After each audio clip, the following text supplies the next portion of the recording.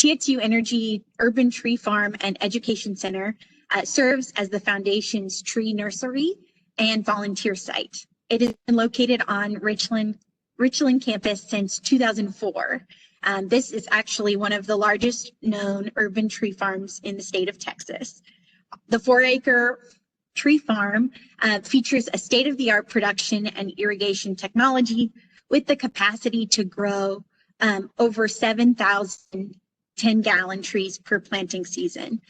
These trees are grown on site and then planted throughout North Texas for our various programs and projects.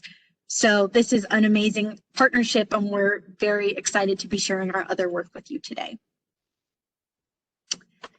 So as Georgianne said, we will be talking about the Southwestern Medical District project today.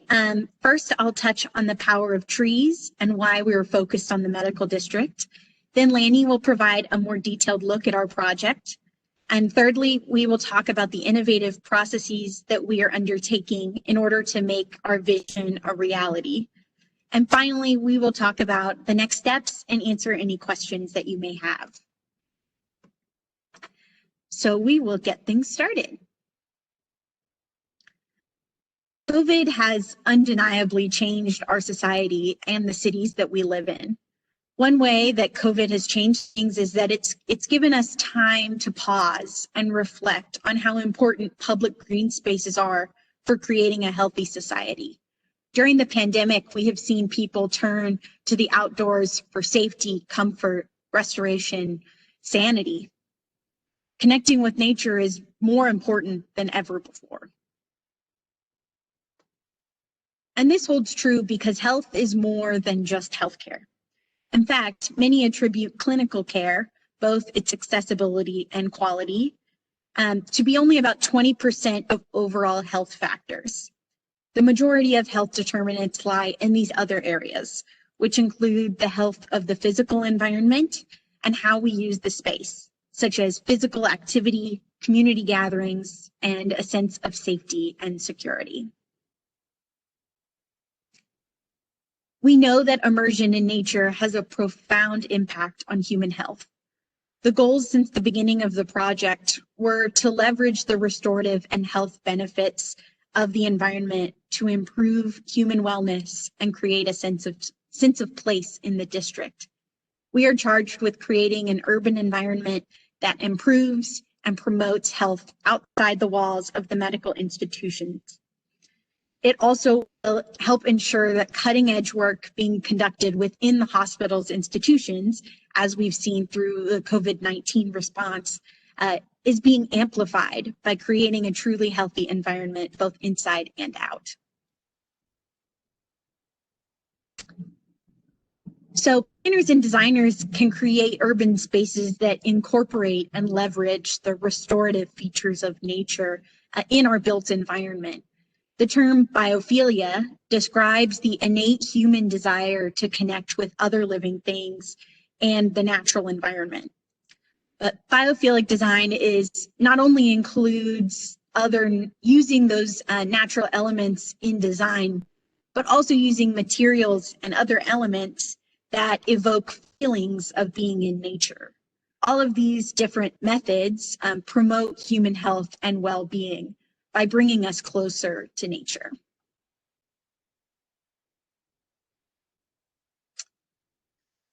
We are talking about a medical district, so human health has been at the forefront of our minds, especially, like I said, especially during COVID-19 crisis.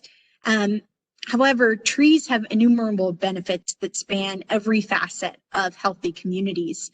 This includes economic, social, and environmental health of our neighborhoods. From an economic perspective, trees are valuable assets that provide real monetary gains. Studies have shown that homeowners can save on heating and cooling costs with strategically placed trees. Large trees are also known to increase property value for residents. And furthermore, businesses in green districts have performed better overall because people enjoy being there and want to spend time in those spaces. The impact of trees is harder to quantify, but nevertheless has been proven time and again. For example, one study saw that people who lived near green public spaces compared to living in barren spaces reported having more social interactions, knowing more of their neighbors, feeling more supported by those neighbors, and overall having a stronger feeling of belonging in their community. Another often cited social benefit of trees is decreased crime rate and an improved overall sense of security. The environmental benefits fall within 4 broad categories: supporting, provisioning, regulating, and cultural. Some of these benefits can be quantified in dollar amounts. In our 2015 study, The State of the Dallas Urban Forest, we found that the 14.7 million trees in Dallas provide more than $200 million in benefits, through energy conservation, stormwater management, and air quality management. These ecosystem services are really critical in creating a space where we are connected to nature and connected to a healthy outdoor and natural space. Urban heat islands form when impervious surfaces heat up and then slowly release heat throughout the day. This is a mounting problem in our cities and something that's really close to us at the Texas Trees Foundation. In Dallas, over 75% of the surface area is covered with these impervious surfaces. This includes buildings, cement, roads, parking lots. The urban areas are 15 degrees hotter than surrounding rural areas in the city of Dallas. This is especially an issue as the heat lingers into the night, maintaining those hotter temperatures even after the sun goes down. Some of the hottest areas in Dallas measured an average high of 101 degrees Fahrenheit and an average low of nearly 80 degrees Fahrenheit for a full 5 months of the year. This has really severe ramifications for human health, as you can imagine. The foundation has conducted 2 different surveys to understand the state of the urban forest and urban heat in Dallas.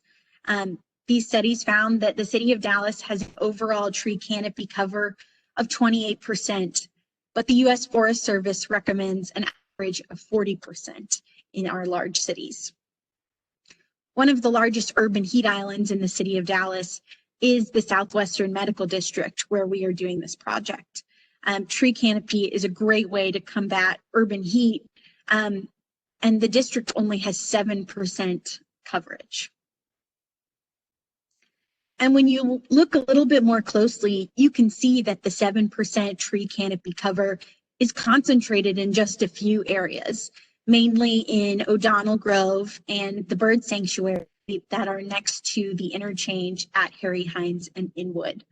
And this is really indicative of a larger problem where trees are not equally distributed across our urban spaces. It's critical to understand that trees and its benefits are unequally distributed, even when it comes to, even within our cities, districts, and neighborhoods. As you can see with that map of the Southwestern Medical District, there are some areas that have really high amounts of tree canopy cover, but others that are completely barren.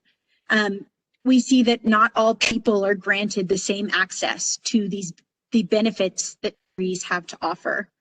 As such, everything that we must do should be considered through an equity lens.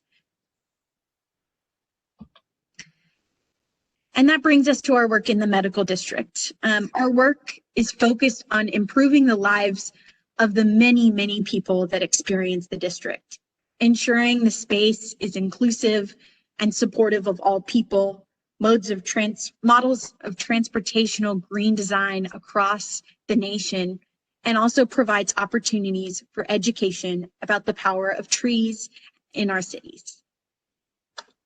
And with that, I'm going to hand it over to Lannie to talk a little bit more detail about our project.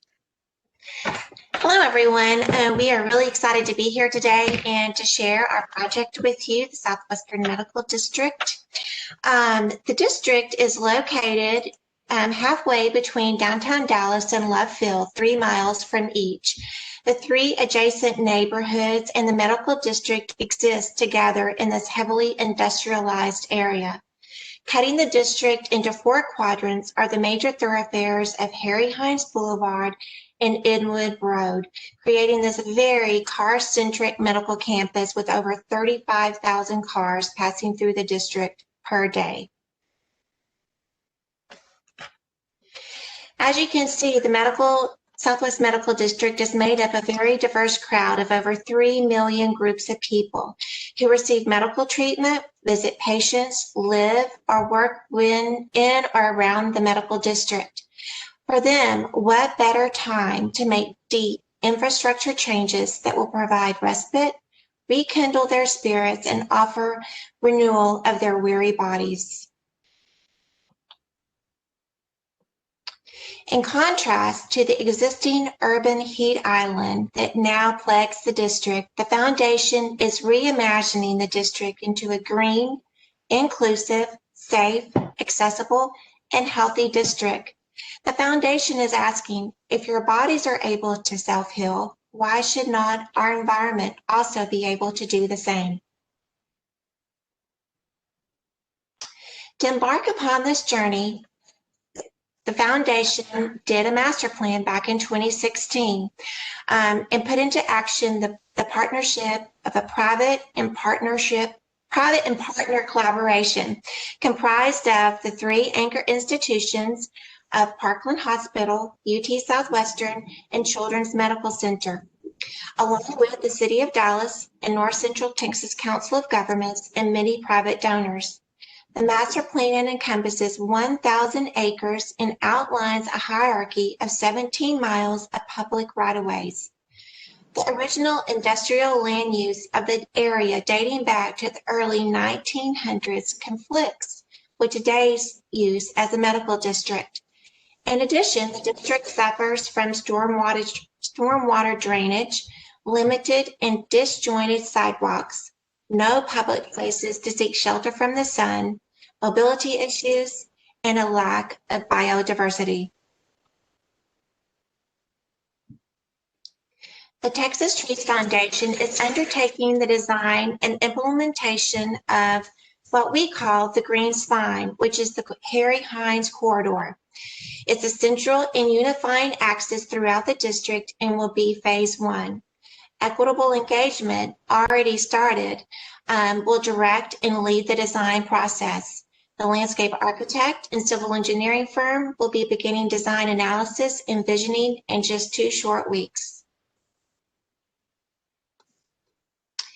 You will be looking at the road profile in conjunction with North Central Texas Council of Governments' Harry Hines study that is underway and will extend from downtown Dallas to Loop 12. The pedestrian areas will include multi-use paths for walking and cycling, biodiverse tree canopy and understory plantings, rain gardens and social promenades adjacent to the buildings and in the large center medians, just to name a few of the improvements. The Green Park, which is located at the intersection of Harry Hines and Inwood Road, is at the heart of the district and will include capping over Inwood Road with a 10-acre park replacing the antiquated 1947 highway cloverleaf. The park will offer multimodal connections to all 4 quadrants of the medical district and become a signature of wellness. Here you can see that cloverleaf I spoke about at the intersection of Inwood Road and Harry Hines, a true star at the heart of the district.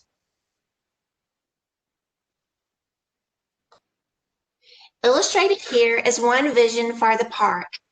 We see it as being a sanctuary of health and well-being for the entire medical district as well as the City of Dallas. Here are a few possible park programming opportunities that we have. Paths for walking and cycling, plenty of outdoor nature areas, and spaces, of course, together formally or informally. Now I'll hand it over to Emily to talk about process. Sure. So in order to create a space that meets all of our big goals and our really exciting vision, we must depart from traditional planning and design methods.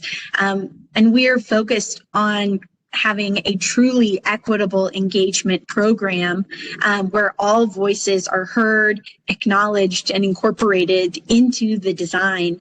And also the evidence-based design process where our research is our design is really going to be founded in the research to show proven best practices and really make sure that we can maximize the health outcomes for the community members. And so a little bit more about equitable engagement. We see this as the cornerstone of our project. Implementation will be directly tied to stakeholder concerns, desires, input, and feedback.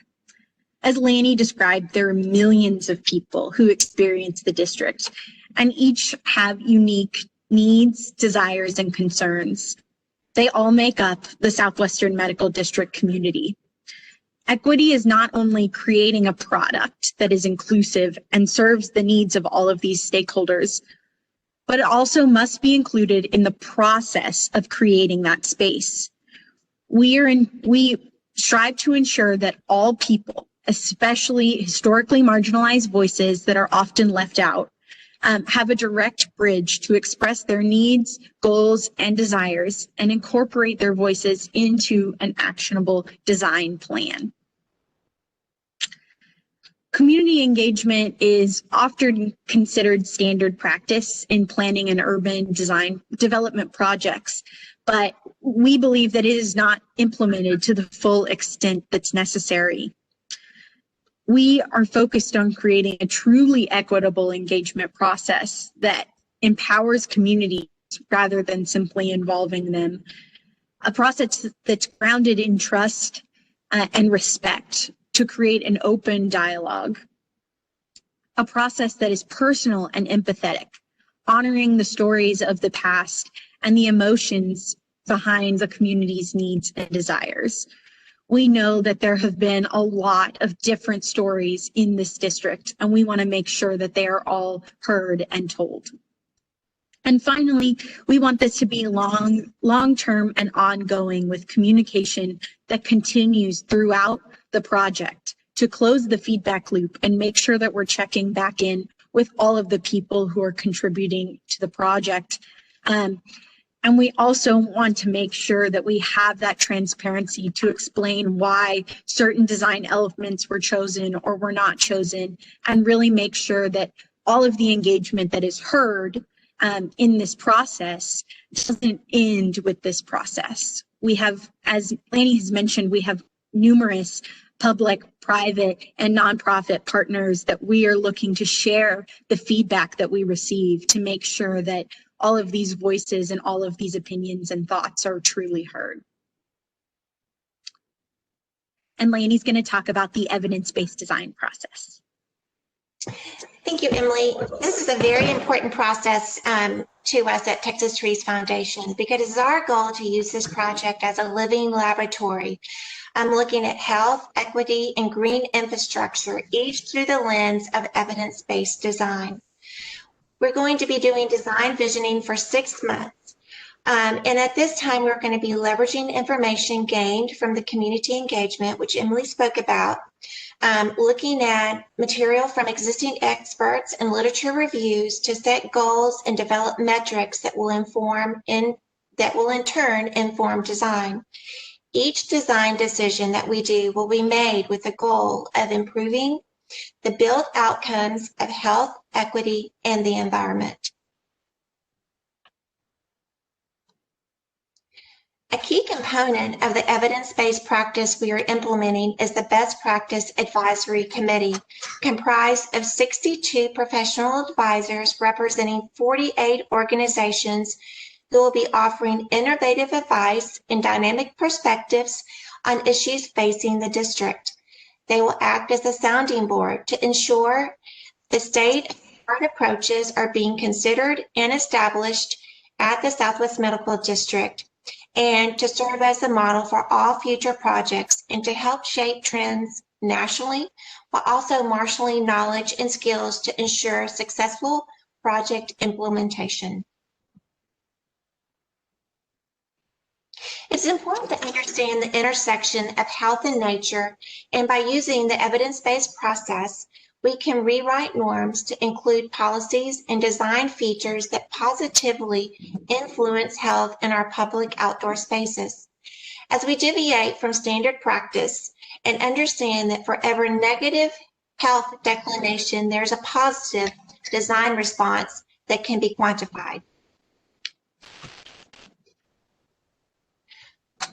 By grounding the design in proven research, we can ensure a community's concerns are addressed and outcomes for healthy people and a healthy environment are maximized.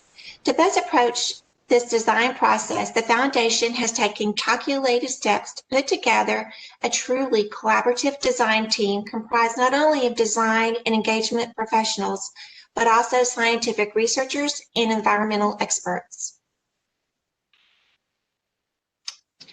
Let's think about air pollution from our health declination slide and use evidence-based design to mitigate. Literature reviews on the debate of vegetation helping or hurting respiratory issues has confirmed that trees of a specific species are effective in scrubbing toxic particles from the air. Imagine taking this piece of knowledge to the next step by modeling and optimizing urban plantings. By doing so, we can test the best planting layout scenario to scrub the air for toxic particles and making healthy pedestrian ways along the streetscapes. Take a look at the image to the left. By imaging air pollutant along the project corridor and finding toxic hotspots in conjunction with right-of-way deaths and winds, the streetscape will be able to mitigate the effects of pollutants through computer modeling. In lieu of the standard tree spacing of 30 foot on center, we can respond to the congregation of toxins, for example, at the intersections and bus stops. We design patterning based on pedestrian use overlaid with air quality. This process can increase respiratory health, decrease premature birth, increase cognitive function, just to name a few. Having the right species of trees and shrubs in the right location and formation can make air pollution less for people. So as Lannie described, we are moving forward with design and engineering, and we will be taking the streetscape itself to 100% design so that at the end of this process, we are ready to do public bidding and construction. As part of our visioning, we will also be focused on moving the park itself and the streetscape right along the park to 30% design so that it's eligible for federal funding, and really we can in earnest begin construction fundraising to really make that vision a reality as well. So our anticipated project timeline for the green spine has us starting at the beginning the equitable engagement design and engineering process in first quarter of 2021. So we're really excited to be kicking it off. That process will last about 18 months before we are ready to hit the ground running. And finally, I would like to end our presentation with the 4 pillars of our project. We are committed to creating a project that provides a healing environment outside the medical district and that augments the healing inside. A project that serves the needs of all stakeholders, especially those that have often been left out of the process. a project on the cutting edge of green design best practices that can be used as a model for others across the nation, and a project that's founded in evidence-based design, research, and education so that we might capitalize on and maximize those benefits and the power of trees overall. So with that, thank you so much for listening to us today. We would really love to hear any questions that you might have. And we have also provided our contact information here so that you can get, we can hear any of your comments, questions, feedback, anything, because you are a critical stakeholder, and we really want to hear all of your opinions and input as well on this project. And finally, I've provided our website here so that you can see what's happening with the project as we kick off in earnest in January. Wow, that was so impressive. Thank you so much, you guys. I have a question. This is Georgianne, and I understand that your project is a model that other people will be able to look to it and learn how to do it themselves. What can we do as citizens to help our city governments and county governments and state governments understand that we would like this kind of planning for every city and every county in the state?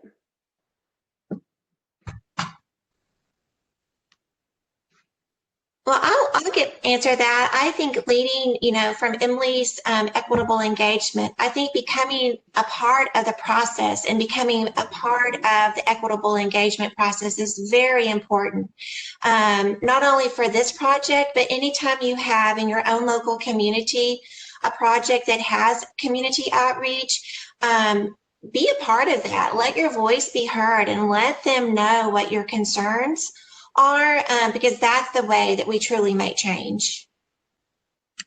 Yes, definitely. And I'll also add to that, I think, like I mentioned at the beginning, every tree has an innumerable benefits for you and for your community members. So it's important to be able to think about the impact that taking care of your own trees and the trees in your community would also have, to make sure that those benefits are really captured and maximized by creating a really healthy urban forest. That's something that is really important for us at Texas Trees Foundation, as we've all committed ourselves to that. And we're hoping that we're able to, share our passion across all of North Texas. Thank you. We've had some other questions come into the chat as well. So one of the questions, and I know this came in early before you mentioned where you were at in the process, but it was asking about what are the best types of trees to have, or specific species, or even just generally. Great question. We have to consider the surrounding of the environment. So I won't give you a firm answer, but I'll give you, you need to take analysis of your site. You need to ask, where are the structures? Is this tree going to be in sun, or is it going to be in shade? Very important to know. What are the soils that you have? Are they sandy? Are they more clay?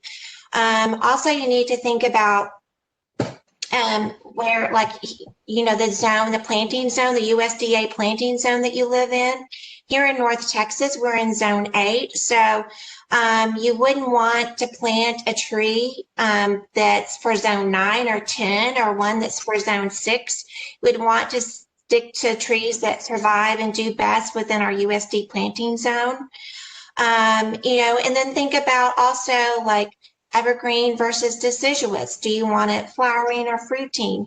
All things to consider. There's the common ones that you see all of the time, crepe myrtles, the live oaks, the red oaks, and things like that. But there's other varieties that do equally as well, and really we need to strive for more diversity within our plantings.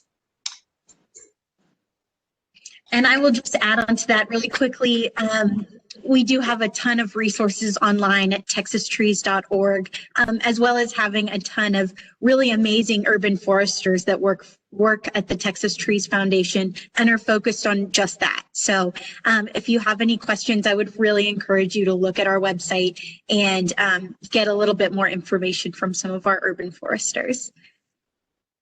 Yeah, and thank you, Emily. And I also like to point out too, like you can also take a great nature walk and go to the tree farm out at Richland on the campus of Dallas College, on the Richland campus, and just, look at the trees that are planted there. You can see the species and see their growth habitat, the ways that they're growing and before you go to your local nursery to purchase. And it'd just be a great time outdoors as well. Absolutely. The next question, probably just to piggyback on this too, is are there any great trees that are specifically can be kept indoors? Yeah, there's the ficus, Ficus, is a tree that can be kept indoors. There's also the fiddle leaf fig can be grown indoors, as well as some plants that can be taken like outdoor to your patio during the summer and then brought indoors. For example, like some of the citrus, like lemon, some of the oranges can survive indoors and outdoors as well. This person says, awesome presentation. And there's questions specifically about your project. How will these trees be planted? Are there any tree grates involved? Will they be native? Yes to all of those.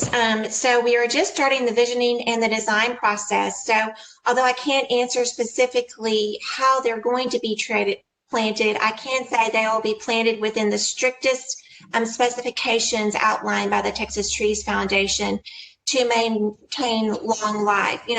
Very often trees that are planted in urban environments only survive 20 years because they're planted improperly.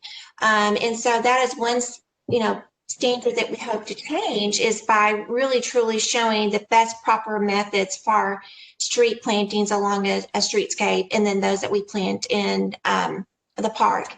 And yes, we will be utilizing some species of native trees as well.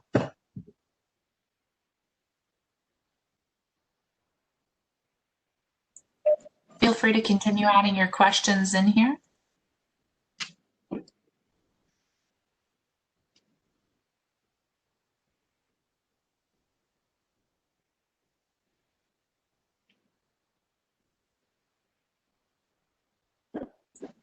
There's a comment, thank you for the answers.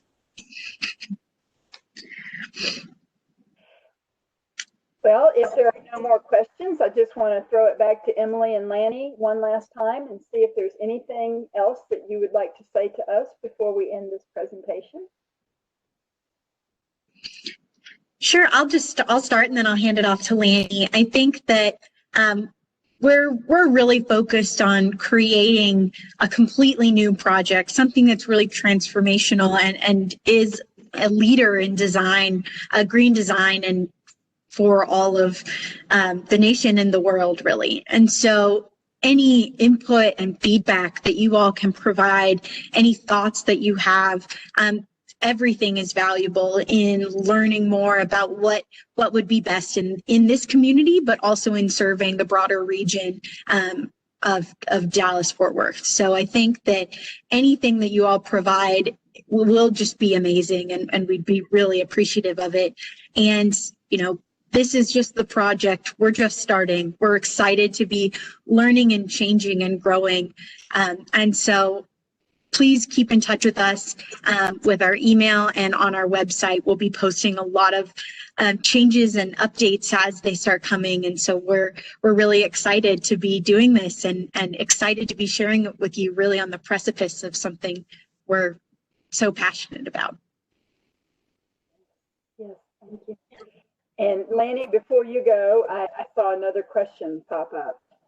Andy, do you want to tell us what it was? Yeah, there was one more. It says, I'm aware there is a homeless population in that area. How will they be affected and controlled either positively or negatively by this project?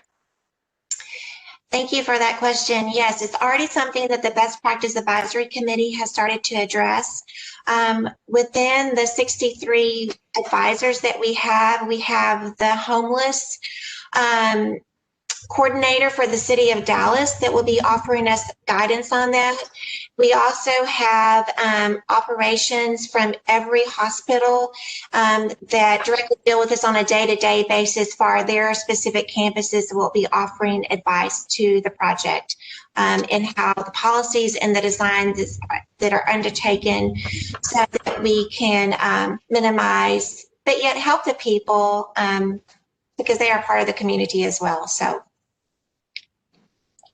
And another question came in your models, how much will the temperature be reduced in the project area? So our goal is a 15% temperature decrease by increasing the tree canopy and then using surfaces that are, reflective or less reflective and, basically don't make the heat reflect up to the pedestrian level. And so with a tree lined street and the right kind of sidewalk, that is our goal, is to reduce by 15%. It looks like all that came in then.